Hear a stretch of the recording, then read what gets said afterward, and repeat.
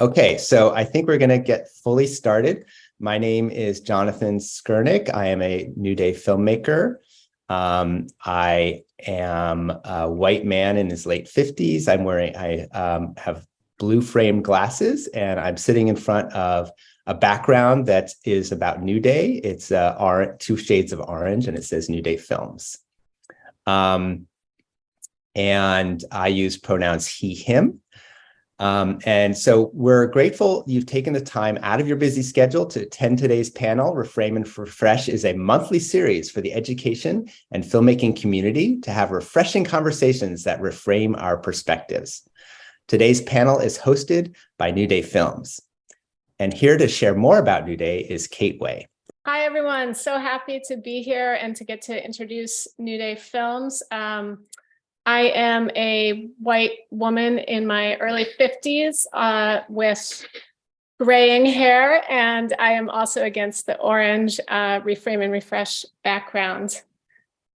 So New Day Films is a unique filmmaker-run distribution cooperative providing award-winning films to educators, community groups, government agencies, public libraries, and businesses since 1971.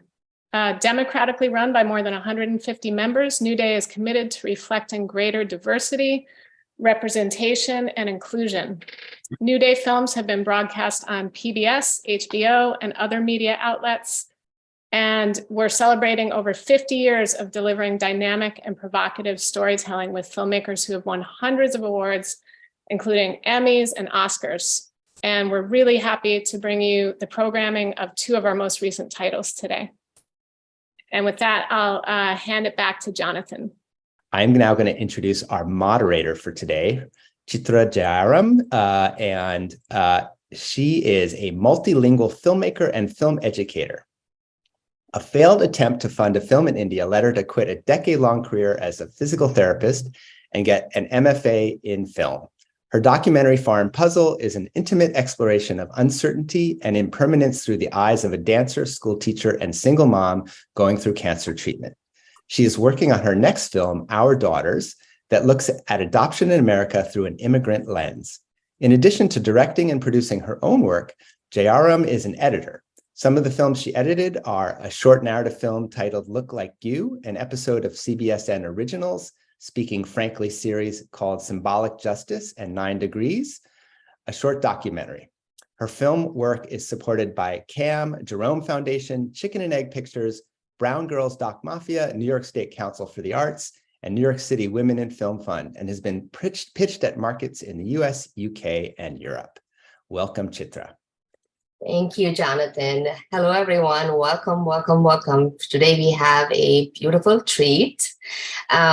So before I start, a visual description of myself. I am a South Asian woman with short hair. I'm wearing red glasses. And like everyone else, I have a New Day background in varying shades of orange and a poster of my film Foreign Puzzle behind me. I'm wearing a black top with paisley design, and it is sleeveless. So lovely to be here with everyone. And I'm without any delay, I'm going to start introducing our lovely filmmakers and two panelists. To begin with, I am calling on Ellen Bruno. Ellen Bruno is the director of Split and Split Up: The Teen Years. She's an award-winning documentary filmmaker based in San Francisco. With a background in international relief work, Ellen's films have focused on issues at the forefront of human rights. Ellen holds a master's degree in documentary film from Stanford University. She's the recipient of Guggenheim and Rockefeller Fellowships, among other prestigious fellowships. Ellen serves on the board of the Buddhist Film Festival and the Pacific Pioneer Fund. She is a strategic planning consultant with the Creative Capital Foundation's professional development workshops, working throughout the country to provide artists a cohesive structure to organize, plan, and sustain creative careers. Welcome, Ellen. Thank you, Chithra. Yes, hi, I'm Ellen, she, her pronouns, and I'm a Caucasian woman in my early 60s, brown eyes, brown hair, beige sweater with black diamonds on it in front of the New Day orange and yellow backdrop. Thank you. Next up, I'm calling on Viviane Silvera, the director of See Memory. She's an award-winning artist and filmmaker. Her hand-painted videos have been installed at the Bill and Melinda Gates Foundation, MGM National Arbor, University of Mary Washington, Davidson College for Culture, and Cube Art Project, Union Bank, and Sarah Lawrence College, and exhibited at museums and galleries. Her film, See Memory, premiered at the Imagine Science Film Festival. Her sculpture, The Fault, was made for the Women's Studies Department at Vanderbilt University in Nashville, Tennessee, where it's permanently installed. She won the Award of Excellence in Painting at the Edward Hopper House Museum. Welcome, Viviane. Hi, everyone. My name is Viviane Silvera. I use she, her pronouns. I'm a Caucasian middle-aged woman with dark blonde hair, wearing a purplish long sleeve shirt and blue glasses. And I'm sitting in front of the same New Day multi-orange frames. Welcome. Now I'm going to invite our panelists. First up are John Williams, PhD, is an associate professor of English and Film and Media Studies at Yale University and a visiting scholar in the Center of Religion and Media at NYU. His academic work so far has focused on international histories of Buddhism, technological innovation, and the perceived differences of racial and cultural otherness. His book, The Buddha and the Machine, Art, Technology, and the Meeting of the East and West, examines the role of technological discourses in representation of Asian American aesthetics in late 19th and 20th century film and literature. And he just completed a manuscript titled World Presence, Deconstructing Mindfulness. Welcome. So good to have you. Thank you. It's a pleasure to be here. I am, I think my mom may be in attendance, so I'll say I'm a handsome man wearing a white polo shirt, and also against the New Day orange and yellow background, he, him pronouns, and it's a real pleasure to be here. I've really enjoyed the two films that we're going to talk about today, so thank you. Of course. And finally, we're calling on Alan Oda. PhD, is a professor and interim chair of psychology at Azusa Pacific University. He currently serves as the secretary of the NCH D&I committee after a 5-year term as committee co-chair. As part of the honors faculty, he created introductory psychology and human growth and development honors courses at Azusa Pacific. Oda has also co-edited and written articles of handbooks focusing on Asian American studies and Asian American health. His current research involves assessing psychological disorders relief programs with children, stemming from his annual work as a volunteer in post-tsunami and post-earthquake Japan. So as you all can see, we are an esteemed company, two filmmakers with beautiful, fantastic films and really accomplished scholars. And to kick us off, let's start with our first trailer, See Memory. If something happens, can you put yourself back together again? People tend to be absolutely sure that their memories are the way that it happened. But memory's not a recording device. It's an act of imagination. You're imagining and reconstructing something in the moment about how it was then, and things can change along the way. There are experiences that we've had that control our behavior and our connections to people. Implicit memory is memory the body remembers. You have the feeling, but you don't know what it's connected to. So the trauma or the emotional response to it can happen even years later. Somebody help me, somebody help me.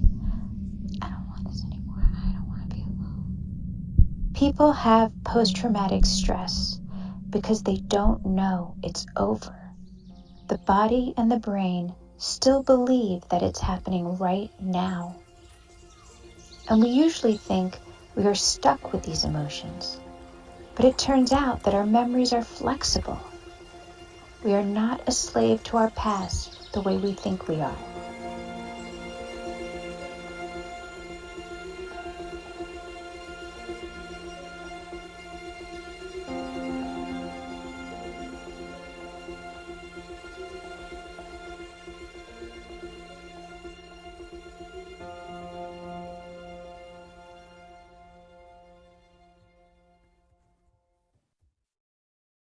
Amazing, amazing, so mesmerizing. It gets me each time. As you all Thank you saw, so much. welcome. See Memory is a stunning short film that weaves together animated stills. 30,000 of them. 30,000. Wow. To explore and synthesize how we see memory, right? Something that all of us take for granted. And also the stories of the moments and the lives where we have lived. I read this quote on your website, Viviane, by neuroscientist Daniela Schiller. Memory is a form of time travel into the past. I'm hoping this story also, all of our films have like somewhere it starts from, right? Viviane, can you talk about the genesis of this film? Yeah. Well, I was born in Hong Kong and I lived there till I was 10 years old. And then I moved to Brazil, where I lived for another 5 years. And I had very murky memories of the first 10 years of my life in Hong Kong. And, you know, when I had my first child, she was asking me a lot of questions about my childhood. And I realized that everything was sort of out of focus for me. And I had a hard time telling her really coherent stories.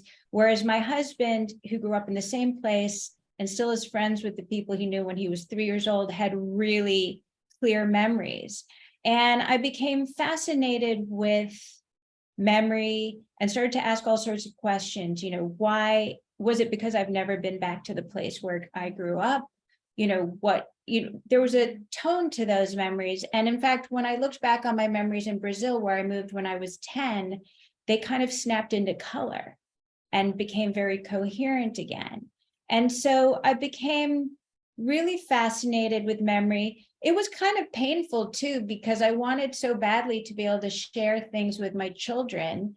And I felt sort of inadequate that I couldn't.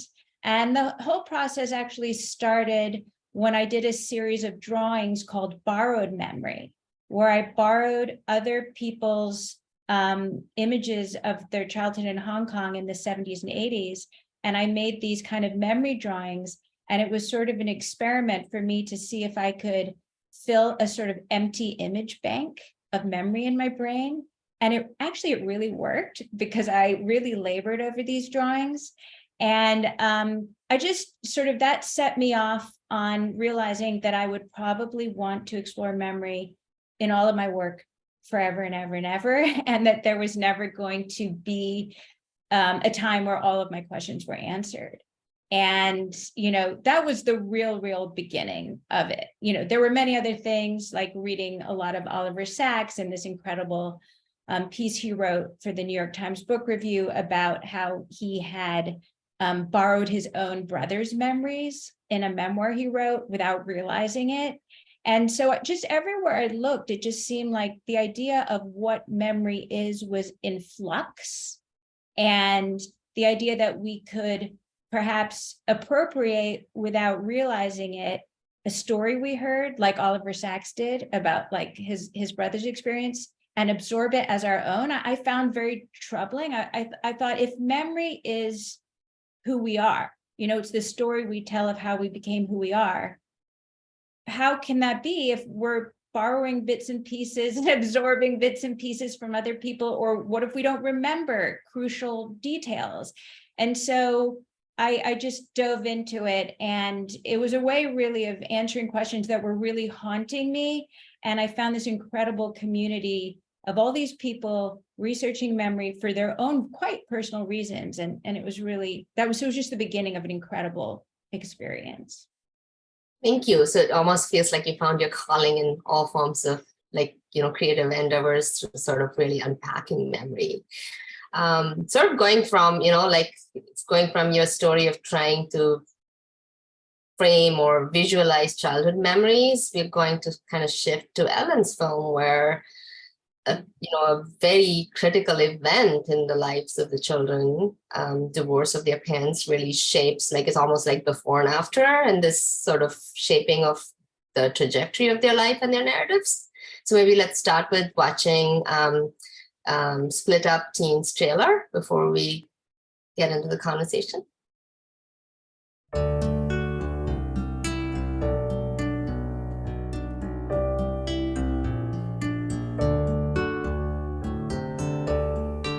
thought my parents would never divorce. I was like one of the kids who didn't have their parents divorce, and I was like happy about it.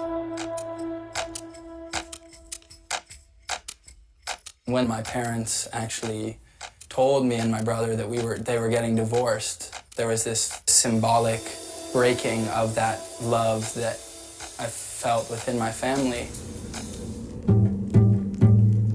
Technically, I've been through like 3 split-ups with all different couples or whatever. Yeah, that's weird.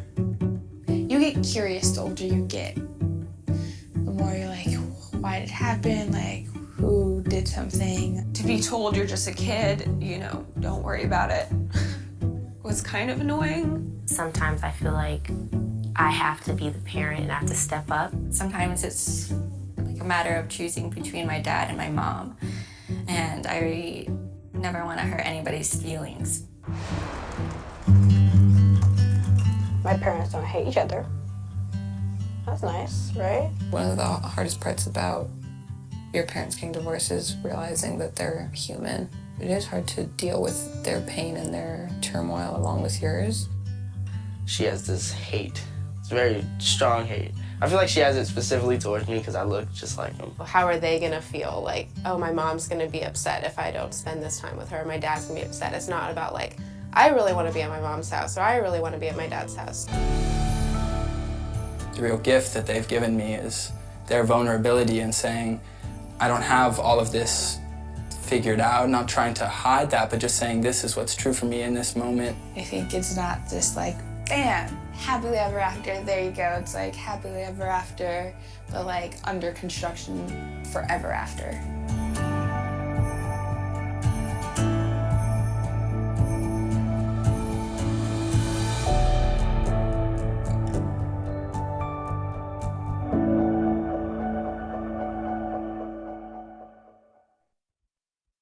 Amazing. How thoughtful these young people are. Thank you so much for this film. Split Up Teens is a sequel to Split, Divorce Through the Early Years, a groundbreaking film that filled a deep void for resources to talk about the impact of divorce on children. Divorce is something kids are served up and they have to deal with it. How do they process it, move forward? And what is the story they want to tell? Like that is really the heart of these 2 films. But Ellen, why the sequel? Well, you know, my parents divorced when I was a kid in a small town in America where nobody was divorced. And 30 years later, I was divorced when everybody seemed to be divorcing, but there was still this very strange conspiracy of silence where people really weren't talking about this. Kids really weren't invited into the conversation in a real way. And it sort of still remains in an art sort of way, the monsters, one of the monsters under our kids' beds, you know, despite how widespread it is. And it's interesting, the earlier conversation, I'm really interested in many ways about the way, I have a long career of making films about survivors of genocide or all kinds of very difficult situations. And in a sense, these kids are survivors too, in a way that they're dealing with some trauma or some life-changing event that they have no power to control. And they're trying to make sense of it, you know, construct a narrative that allows them to move forward. And in this particular situation, they're caught in the middle of these sort of dueling narratives of 2 parents, often in very high conflict situations. And you know, it really is this human impulse, like memory too. It's very interesting to look at these 2 films together, the need we have almost spiritually in order to construct a story that makes sense to us, that we can live within, once the story that we had planned on living kind of goes out the window. So it's very interesting, this idea of narrative and memory and how we as human beings try to move forward in light of past traumas or current circumstances. Thank you. Yeah, no, I'm sort of going to open up this conversation, and as I might ask pointed questions to one of you, but you know, all the panelists feel free to chime in, and the invitation is open to even the participants. Like if you are having comments or resources, please feel free to add those in the chat. So I feel, Ellen, like in the second, in Split Up Teens, we kind of also get this sort of 10-year window of this transformative experience, right? And so that kind of leads me to Alan. You teach psychology of child and adolescent development. And Viviane Viviane having trouble tapping into childhood memories, and and in Ellen's story, kind of children having this sort of growing perspectives of divorce. Like how do these two films talk about trauma, feelings, memory, and this constant investigation of past, and how it shapes our emotional experiences and reactions as we are growing into adults? How are these films important in their learning environment or in us understanding children and adolescent development?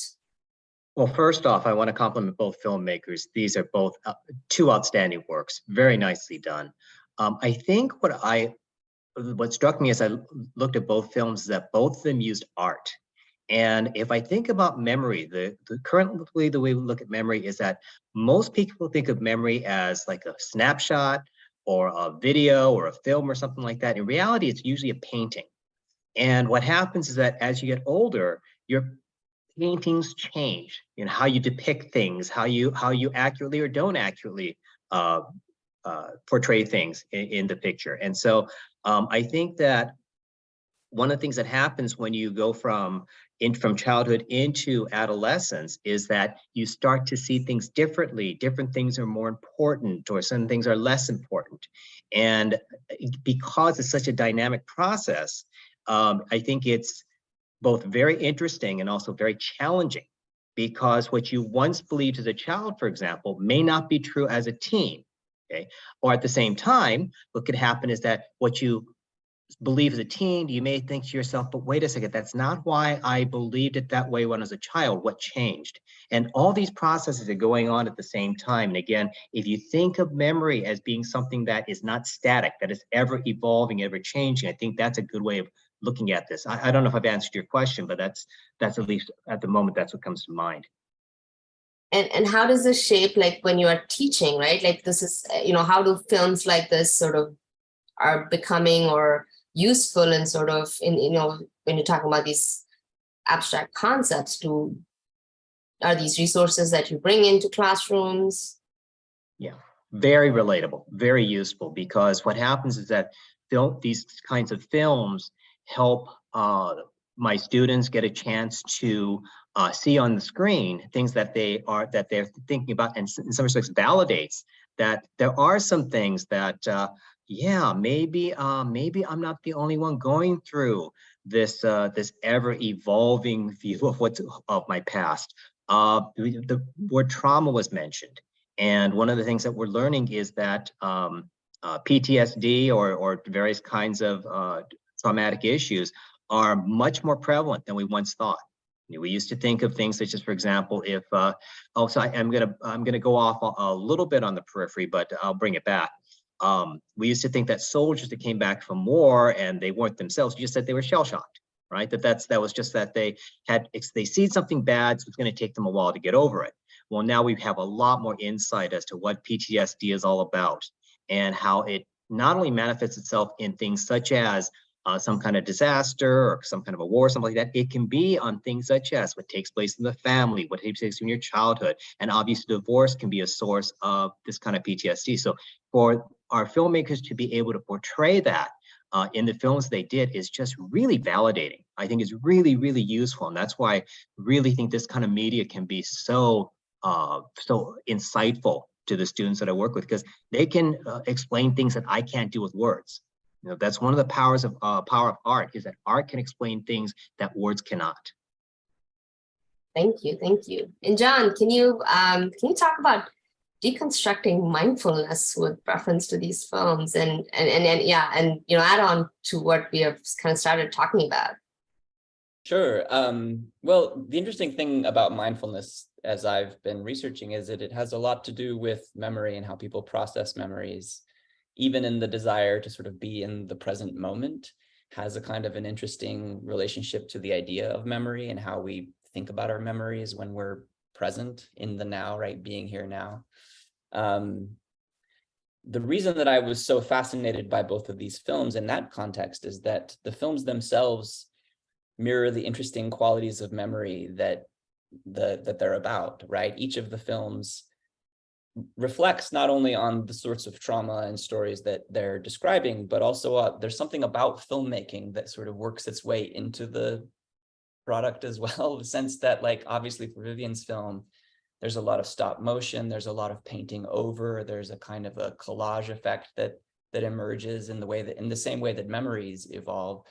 And I love the sort of quick cuts between the children in their early years and then in their teen years, because if Daniela Schiller's right that memory is a kind of time travel, well, so is the cinema, right? The ability to cut between these moments and span and bridge that amount of time that happens between those quick cuts is really powerful. I think we're processing memory today in a way that human beings haven't before, because in some ways the film becomes a model for how we think about memory. And that's part of what makes these films so interesting to teach and to think about in the classroom, because it's not just the topic, but it's the medium itself that's interesting in these films. Thank you. Yeah, and you're kind of leading into like the making of, right? Both of you have been talking about the making of the film and how that makes these topics and themes accessible. And then, like, in the documentary film world, sometimes interview-based stories are sort of, not considered very artistic, and yet, in this film, like with I would watch each one of these kids talking for a whole hour about anything, right? And yeah, what was it as you were going into the sequel? Like, what were you thinking about the approach and then the animation aesthetics? Can you talk us through the making? Sure. Yeah, sure. I mean, the film really came out of a demand for all of the people using the film in the courts and families, by mental health professionals, and in universities teaching child development or family law. I thought, well, what about the older kids? Can you make the same thing for older kids? And I thought, well, why not just check in with these 12 kids and see how they're doing? And so really it became a process of, just much like the first, I really approached it as a collaboration with these kids. Okay, you kids have learned a lot in your experience. You have a lot of wisdom to share. You're the teachers here. So I provide the platform as the maker, so to speak. And the kids came forth in a very loose conversation where you give somebody a platform and they step up and talk about what they need to talk about most, and very clear universal themes then emerged, some which surprised me that I didn't expect at all. For example, this idea that their parents' divorce really affected the way they thought in a quite profound way about their ability or their desire to have a relationship in the future. And so there's this idea that we have that divorce happens and we just have to get through it, and then we're through it. Oh, thank God. But in fact, it is one of those, and some people would argue that trauma is too strong a word, but it is a childhood trauma that affects almost half the kids in our country. Half the students in our universities have experienced this. And it's because it's been so, divorce is so commonplace now in our culture, and we tend to neglect a little bit the effect that this actually has on kids whose world is pretty rocked by this radical change in their family structure, even in the best of circumstances, even if it's a real kumbaya, conscious and coupling kind of thing where people go their separate ways and get together for every holiday. That child's world is radically altered, and that child needs to adjust and make sense of her or his life in a new way. And so there is, and interestingly in both of these films, a real universality, right? Because this is something that all young people can relate to, it seems, in the university and school system. The idea of memory, the idea of family, even if they may come from an intact nuclear family, certainly everybody around them in their peer group, many of these kids are experiencing this. And so it's also part of the conversation around inclusion a bit, and kind of sort of compassion in terms of understanding what's going on in your community. And I think that's very true of both of these they're sort of mind opening in that way, which is exciting to me, seeing them side by side. Yeah, and it's also, Viviane, you were about to say something? Go ahead. No, I'm just agreeing with Ellen. Visually, like nodding along. It's also like, Ellen, it's also like, divorce is not an acute event, right? Like there's this constant different things that are adjusting to, it's a chronic thing, and in terms of, it's not a one and done thing. So it was really moving when they were talking about like just the idea of like having to split homes, or like, like even the notion of that impermanence is like, it's ongoing for several years. And and some of your animation visuals really helped in sort of like giving some punctuations for those things as well. And Viviane, yours is even more involved in sort of like in the visual world and sort of constructing your story, right? And from what you had earlier spoken, you said you started really exploring trying to draw or visualize the memory. Can you talk about this very specific approach, or is it because you're an artist this kind of became natural? No. I think things through, I was very interested in becoming a cognitive psychologist. So I think things through very much as if I'm setting up an experiment and then how to test my hypothesis. So it's not at all difficult for me to explain the process in that sense. After I did the Borrowed Memory series, I was really interested in exploring films that had portrayed the process of how people remember,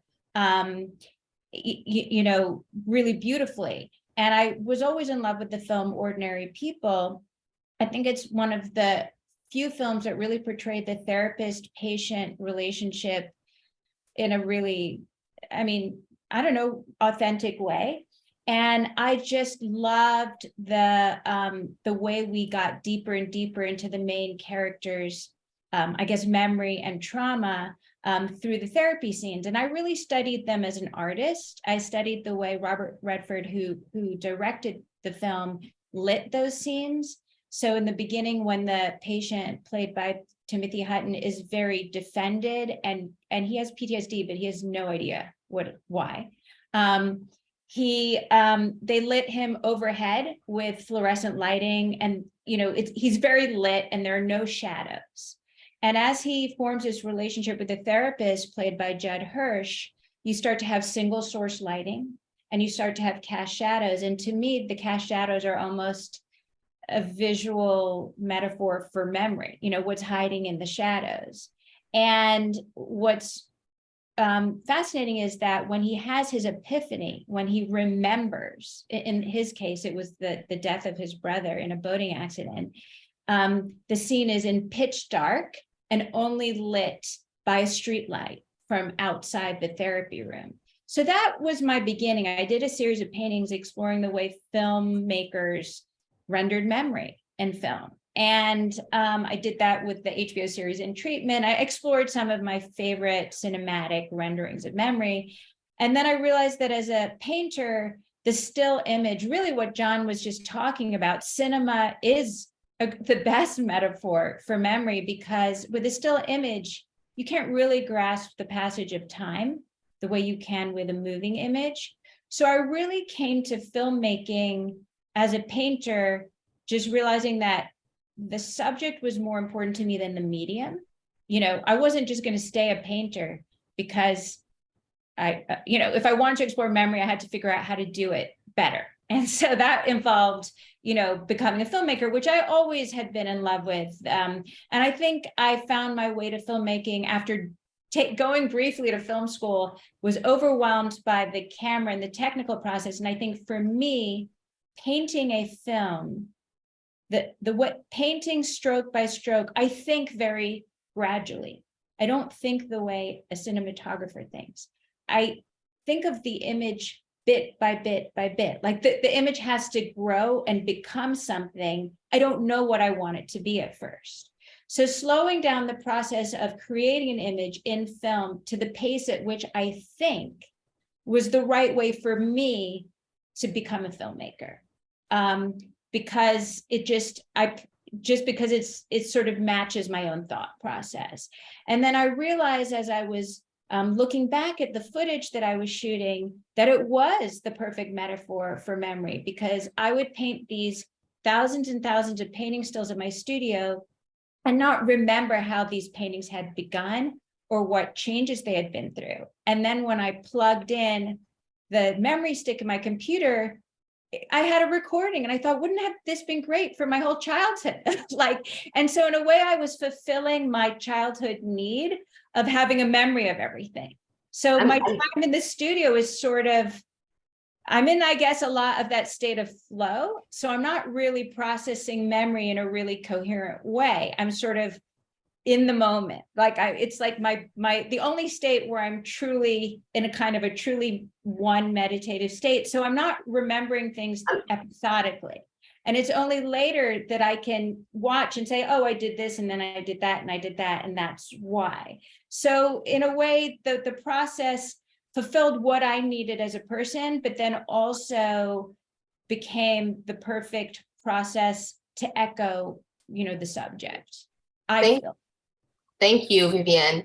Alan and John, can you kind of add on to, I love what you wrote on the chat, Alan. She's speaking your language. So can you sort of, the creative collaborations, do you all work with filmmakers in sort of like creating work or in processing your concepts? Could you go into some of speaking the film language versus the psychology, memory jargon?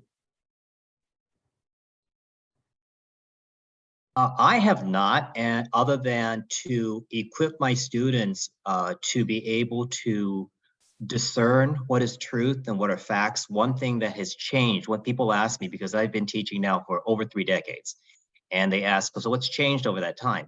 It used to be I was the source of information, whatever's on the PowerPoint slide, that's going to be an exam, et cetera, et cetera. Now my students can go online and find everything that I talk about in class.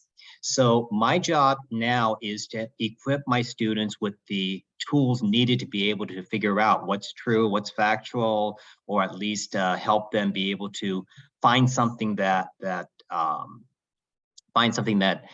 allows them to make sense of whatever situation that they're in. So in terms of how it relates to creative process, I think that when you're doing something creative, you're basically portraying your truth about something.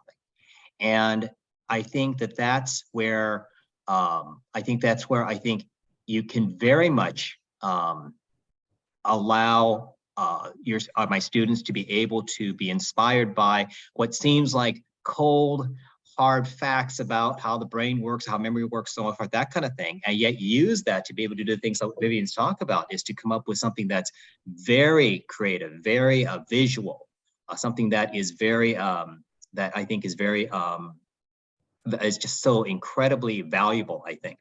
One thing I will mention too is that my background is actually a little bit in journalism. And we're always taught facts, just the facts. Make sure you do the story, get all the different sides, so on and so forth. And what I've learned over the years is that even journalism is not as objective. It can't be. It's still through your filter. So the question becomes, if you're going to use that filter, what are you filtering out? What are your biases? I mean, one of the ththings that's interesting is when people say, oh, I don't have any biases, just like that. No, you have biases. Okay, you do. The question is whether or not you can address those biases and the things that you're doing. And I think that that's very important. So in kind of relating to Ellen's film on divorce, oftentimes one child will have a bias toward one parent and another versus another. So one of the things that say either just in conversation, or let's say if the child does participate in therapy, it's help the child to see that you do have a perspective you're viewing this from, okay? And it's going to color the way that you look at things. So the question is whether or not that is something that is helpful, useful, and to be blunt, accurate. I think that's one of the hard things in a divorce situation. So, John? Yeah, well, I just taught a class, co-taught a class called with a neuroscientist called The Science and Culture of Memory. And because I was coming at it from the sort of perspective of literature and philosophy and cultural studies, I was surprised at how far, like, there were far fewer cold hard facts about memory than I had thought existed, that it's in fact a quite mysterious process, and that people are still really learning a lot about how it works and doesn't, and the expectations about how we think it works are often quite wrong. The thing I love about these two films is that they really capture what we know and still don't know about memory in both cases. Viviane's film is, of course, very specifically about the mystery and the process of memory, and how memory is a kind of a reimagination, and each articulation of a memory is a new performance of a kind of thing. Split Up is interesting because I don't think I saw anything that I didn't expect from the children as they went through their lives. The things they were saying about divorce, I'm divorced. Like, these are very sort of common refrains from children who are going through this process. But what really struck me was how, in cutting between their childhood articulation of what's happening and in their older experience, what's connecting those is this self that's emerged through memories, right? The thing that actually connects them to these earlier selves is this memory. Their faces are these, like, David Mitchell has this lovely book called The Bone Clocks, where he thinks about the face as itself kind of registering the passage of time. And what you see in their ability to talk about their experience and the way that that changes is really all about this transcending time through memory, right? I think Split Up, maybe even more so than the earlier film, is really about memory as much as it is the trauma that people would go through in divorce. I mean, trauma is already a question of memory, right? As Viviane's really explaining, that's really what it's quite a bit about. Thank you. And how people make sense of that memory, how people interpret. I mean, that's what's interesting. My sound recordist, after one of the shoots, said, I was 10. He said, I was 10, and I sat down to dinner, and my father turned around and said, that damn fish tank makes so much noise. And the next day he left the family. Now, Jeremiah, that was an event that happened, and Jeremiah's interpretation of that was, it's my fault that my father left because I didn't take care of the fish tank. And he held that memory into his adulthood. And so there's sometimes, yes, memories can be flexible and change. And then there are other times where it's almost like a branding iron, where something is imprinted so deeply on our psyche that we almost can't imagine another interpretation of it, even though we understand on many levels that, of course, that's not the case. It becomes such a deep imprint in our experience. And so it's a trickster memory. Yeah. Yeah, Ellen, I think Ellen. Thank you. I'm gonna hold you for just a second because we want to bring in Jonathan to make a few announcements, and then this is amazing discussion. We'll get back to it right on. Thank you. Oh my God, this is such a thrilling conversation. I just love it. So we're going to just take a very brief pause before we get to audience questions. We want to make a couple of quick announcements. First one is that New Day Films offers a variety of ways to stream our diverse collection, including films that deal with psychology, social work, and sociology, like the ones we saw today. So please, if you're interested, visit our website at newday.com to see our collection. We'd love to have you follow us on social media. In the slide, you can see that there's lots of ways to do it. Facebook is just New Day Films. Twitter is at New Day Films. Instagram is at New Day Doc Films. All of this will be in the chat, so you don't have to take my word for it. We're also on LinkedIn. Also, we wanted to let you know that the films featured today are available at newday.com. Again, those links are in the chat. Split Up the Teen Years is also available on Canopy for higher education. So if your school has a Canopy subscription, you can find it there as well. See Memory is available on Canopy for higher education and also for public libraries. So there's so many ways you can access these films. If for some reason you can't access these films in any of those ways, just let us know and we'll figure out a way to get them to you. Finally, in honor of Cancer Survivors Day, Chithra's film, Foreign Puzzle, will be screening in New York City on Sunday, June 4th at 2 p.m. at the New School, followed by a movement workshop. Finally, we wanted to let you know, if you are on this Zoom and you're a filmmaker interested in joining New Day with a new film or an older film, the next webinar for new filmmakers is Wednesday, June 28th at 11 a.m. Eastern Standard Time, 8 a.m. Pacific Time. The link to sign up for that webinar is also going to be in the chat. With that, I will throw it back to Chithra and continue with audience questions. Thank you. Thank you so much. And Ellen, I didn't mean to interrupt you. Do you want to kind of complete what you were speaking? And then I want, I feel like our participants want to know what each one of you is working on and how to keep in touch. So maybe we'll finish with Alan's question, thought, and then, let people know how they can stay in touch and then go to the next question. Oh, no, I was just going to say that Viviane's film really reflects where we are right now in studying memory. A lot of what we used to think we understood about memory has changed, as John had mentioned. And so I want to commend Viviane. You did a very, very nice job of being able to illustrate just what we're trying to figure out of how memory works or doesn't work. And so I want to say thank you for the work you put into the film. And I think I will pass that on to Viviane, because you're continuing to work on a series of things, but you're also doing a lot of collaborative work with scientists and neuroscientists and stuff, right? Can you speak about it? Those ideas were not mine, Alan. I did 7 incredible interviews for the film with memory researchers like Eric Kandel, who won the Nobel Prize for Memory, Daniela Schiller, and Paul Brody, the incredible, he teaches narrative medicine at Columbia. So that's where the narrative ideas came in. And what was the challenge for me was sort of stitching together these very long, different 7 interviews. But in the end, some people coming from it as a practicing therapist, some people coming at it working with rats in the lab.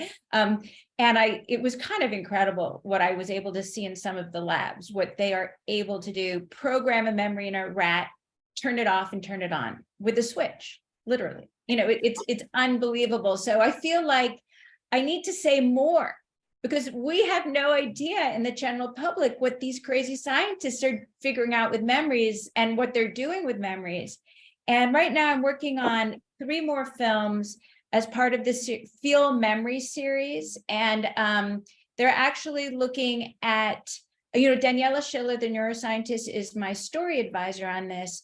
And so I went out and interviewed people about their personal memory stories. And then I'd meet with her and say, which of these follow your research on memory reconsolidation? And so she helped me sort of refine the stories, because the stories follow the neuroscience, even though they're not explicit about that. So I'm working on these 3 new beautiful films about how these 3 women draw fragments of memory to retell their life story. Amazing. And then Ellen, what are you working on? Well, I am dedicating this coming year to trying to get this film into more of the family court systems and into mental health professionals' hands and into the families. So right now I'm at a big family court conference in LA, talking to a lot of judges and court administrators. And are there upcoming screenings, or how can people stay in touch with your work? With my work? Through my website, splitfilm.org. There's a lot of good resources there for families and professionals in terms of using the films and seeing what else we're up to, and our effort to sort of highlight these kids' voices to make some change in the system that's more kid-friendly. Yeah. Thank you. And John, how can people follow your work or stay in touch with you? Or are there conferences or things you're coming into now? Yeah, you can Google me. My email's on the internet. I'm happy to stay in touch. My work is very academic, so I end up at a lot of panels and conferences, and but I'm happy to. Actually, I'd like to have a screening of some of these films for my students at some point this year. It would be really a fun thing as well. So I'll look forward to that. Awesome. And Alan, how do we stay in touch with you? Same thing. Look me up on Google. Look at the Azusa Pacific website. Type my name in there, and my email will show up. And right now, what I'm continuing to do is to work on the programs they're doing for kids to help them process their memories from traumatic experiences. So that's working with an NGO that's based in Japan. So it's quite the privilege. Awesome. And if this is, I think, for everyone, if you would choose one central message from either of the films for the audience to walk away with, what would that be? That could be a nice parting message for all of us before we wrap the session. We should just go? Yeah. Oh, okay. Fire. I think for me, it's that you are not a slave to your past. You are not a slave to your memory. You can retell your story in a new way, in a new and just as accurate way by just focusing on different parts of your memory that you weren't focusing on before. So you can tell a new story if you're hung up on, if you're having trouble with memory. You know, you don't have to sort of stay trapped by it. You can be freed from it. You can reframe our stories, right? Yes, exactly. And Ellen? I think I would say certainly to kids and to the adults in their lives that, you know, teachers come in the most unsuspecting forms, and a 6-year-old child can teach us more than we could ever imagine. And so truly listen to these kids and their experiences and use their voices to guide our work and to guide our actions as parents and professionals. Love it, listening. And Alan? Power of community, for us to be able to take our experiences and share them with others, because oftentimes we find things that are quite in common. And I think the human condition is one where we will want to be able to relate to others. And so I think that the films that were presented, I think, are wonderful resources to be able to begin those kind of conversations. Absolutely, we have more in common than not. And John?